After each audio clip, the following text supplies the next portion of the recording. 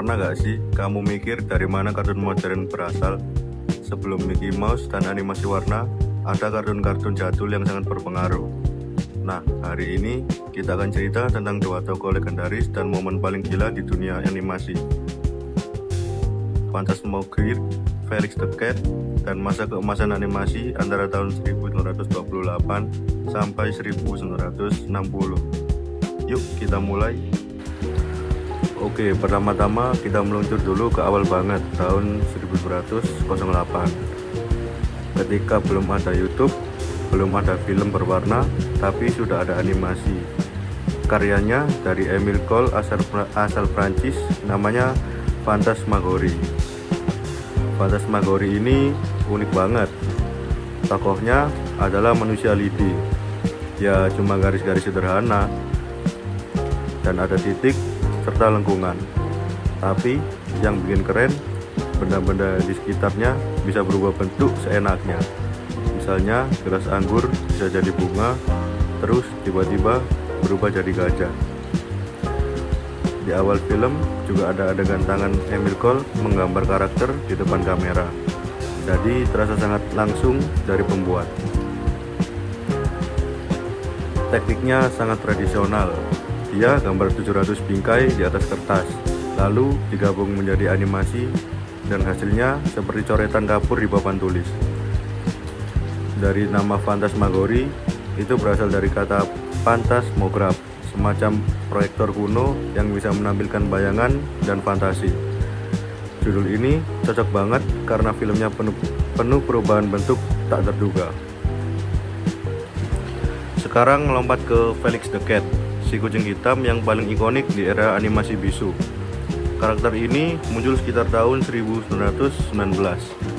Felix punya desain super duper sederhana, tubuh hitam, mata putih besar, dan senyum lebar yang bikin dia sangat ekspresif. Nah, siapa penciptanya? Ada kontroversi di sana.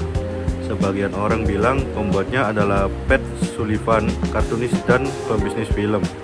Tapi banyak yang meyakini bahwa animator jenius Otto Mesmer adalah otak utama di balik Felix.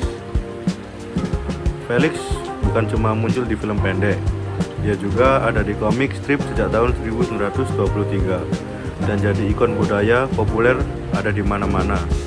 Ada di mainan, kantor pos, bahkan lagu jazz. Tapi sayangnya, era animasi bersuara muncul di akhir 1920-an. Popularitas Felix mulai meredup. Studio Sullivan mencoba transisi ke kartun bersuara di tahun 1929, tapi gagal total. Dan akhirnya berhenti produksi di sekitar tahun 1932. Felix sempat comeback sebentar di tahun 1936 lewat 3 kartun. Tapi kejayaan besarnya tidak pernah tersebanding dengan masa lalu.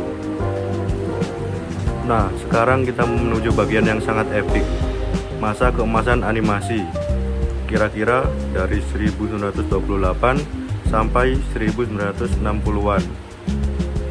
Di era ini, kartun bukan cuma hiburan bagi anak-anak, tapi benar-benar fenomena budaya.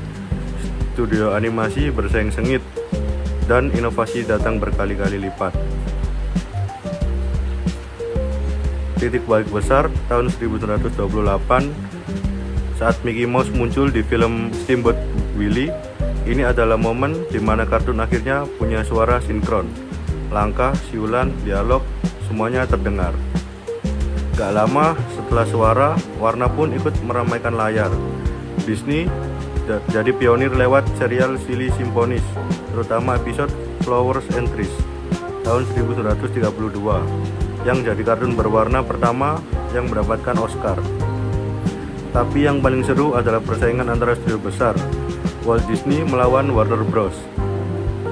Disney punya karakter manis yang hangat seperti Mickey Mouse, Donald, Goofy, Pluto, dan mereka juga sukses bikin film panjang seperti Snow White, Pinocchio, dan Fantasia. Warner Bros. Berbeda banget gaya humornya, cepat, slapstick, kadang agak nakal, dan penuh lelucon cerdas. Karakter seperti Bugs Bunny, Daffy Duck, bahkan parodi jadi senjata utama. Berkat persaingan ini, kualitas kartun naik luar biasa. Cerita semakin kreatif, animasi semakin ekspresif, dan inovasi terus muncul.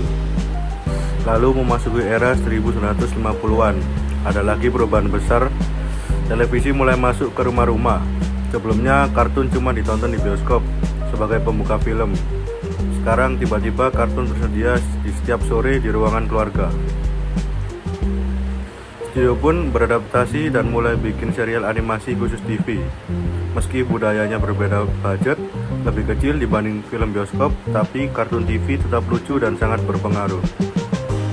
Jadi, masa 1928 sampai 1960 ini bisa dibilang fondasi terbesar sebagai kartun modern. Kelahiran karakter abadi, inovasi suara dan warna, dan distribusi kartun yang makin dekat dengan penonton lewat TV. Jadi, dari manusia lidi ajaib, dari Phantasmagorie, hingga kucing hitam ekspresif bernama Felix, dan akhirnya ke ledakan kreativitas animasi di masa keemasan. Perjalanan kartun ini luar biasa.